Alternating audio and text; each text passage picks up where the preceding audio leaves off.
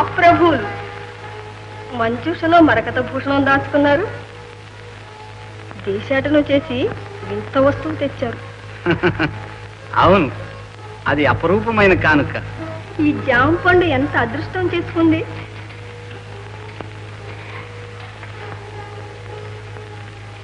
మరకత మాణిక్యాలకు కూడా లేని మర్యాద ఈ జామ పండుగ అబ్బింది. నిజానికి ఈ కానుక మహారాణి వారిది. ఆ అమాయక పల్లెపడుచు ఎంతో ఆప్యాయంగా సమర్పించిన కానుక. ఇంత మంచి పళ్ళు మన ఊళ్ళో దొరకవని కూడా చెప్పింది. దాపరిక మెరుగని ఆ పల్లియల జంట ఉల్లాసంగా ఒక కోరిక కోరింది. ఆ చిన్నది మహారాణి వారి ఇష్టసఖి కావాలని రాణివాసప్పల్లకి పంపమన్నారు. వారి మనవి ఇదిగో మా మేలిన వారికి అందజేసుకుంటున్నాం. పాపం, ఆ చిన్నవారి మనసులో రాణివాసపు భోగభాగ్యాలంటే వింత వింత ఊహలున్నాయి కాబోలు.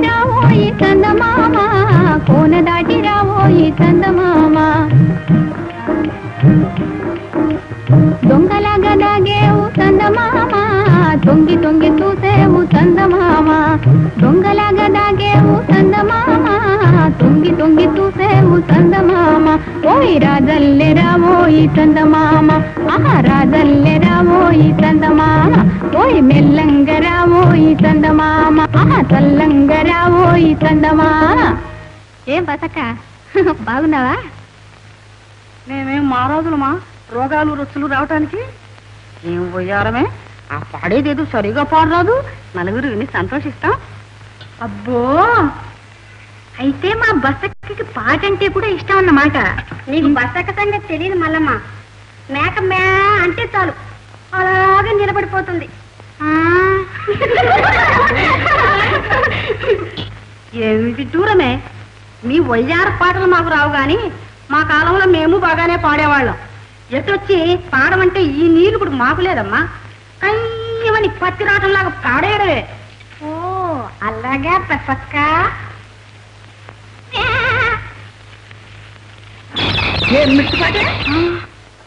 చూసావా, దేవుని దయ సరిగ్గా ఉంటే వచ్చే మాఘమాసంలో అన్నాడు మా అన్నయ్య.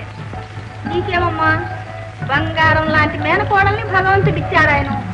ఆ పెండ్లి కష్ట అయిపోతే కొడుకు కోడల్ని చూసుకుంటూ సుఖంగా ఉండొచ్చు. అదెంత పరమాత్ముని దయ.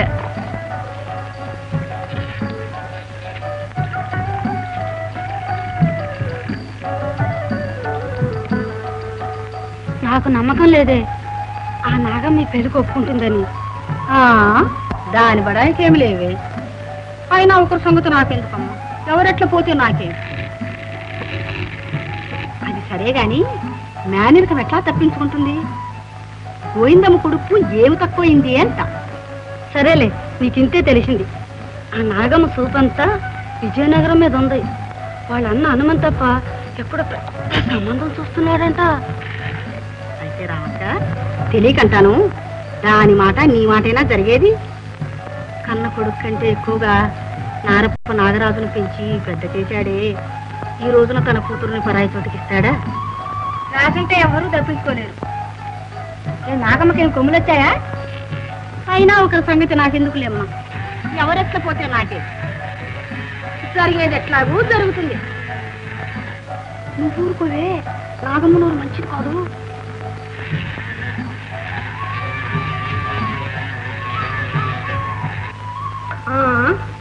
మన ప్రయత్నం లేకుండా ఊడి పడతాడు ఆకాశం నుంచి. తిరిగి తిప్పలు పడందే వరుడు ఎక్కడ దొరుకుతాడో. తిప్పలు పడే కర్మం మనకేం వచ్చింది? మనకు ఆ చింత లేకుండా దేవుడే కుదిర్చాడు. నాగరాజు కంటే మంచి సంబంధం ఎక్కడుంటుంది? ఈ పాట చిన్నప్పటి నుంచి పాడుతున్నదేగా. అంత మేనలుడే అభిమానం పొడుచుకొస్తే మేడలెచ్చుకోండి, మాడలెచ్చుకోండి. ఏం చూసి వాడికి పిల్లనిస్తారు? ఇళ్ళల్లా కొడితే తట్టెడు మట్టైనా రాలదు. రాళ్లు కొట్టి తెచ్చే కూలిగింజలతో పెళ్ళానికి 2 పూట్ల ఇంత కూడైనా పెట్టగలడా? రాళ్లు చెక్కి కూలీ గింజలే తెస్తాడో, రాజ్యాలు వెళ్తాడో ఎవరు చూశారు? పోనీ అంతకంటే కొమ్ములు తిరిగి సంబంధం తీసుకురా చూద్దాం. మనమేం సామంతులమా, చక్రవర్తులమా? గోడ మీద కూర్చొని మేడ మీద కళ్ళకంటే ఏం లాభం? మీరెన్నైనా చెప్పండి, నేను ఉరి పోసుకొని చావనైనా వస్తా గాని ఈ పెళ్లికి ఒప్పుకోను. ఆ పుట్టు దరిద్రపు కొంపకు మన పిల్లనిస్తామనడానికి మీకు నోరెల్లా వస్తోందో. ఈ దిక్కుమాలిన సంబంధం కంటే నా తల్లిని ఏ పాడుబావిలోనైనా పారేసి మీరు మీ చెల్లెలు సుఖంగా ఉండండి.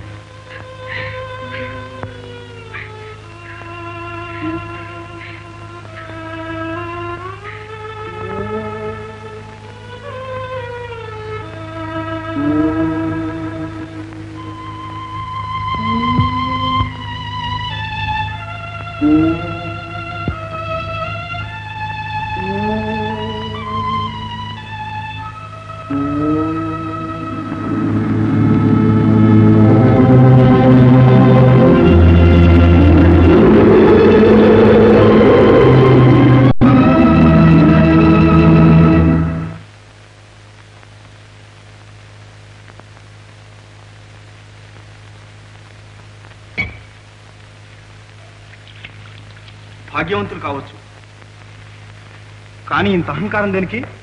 మనమేం వాళ్ళ మీద ఆధారపడి ఉన్నామా?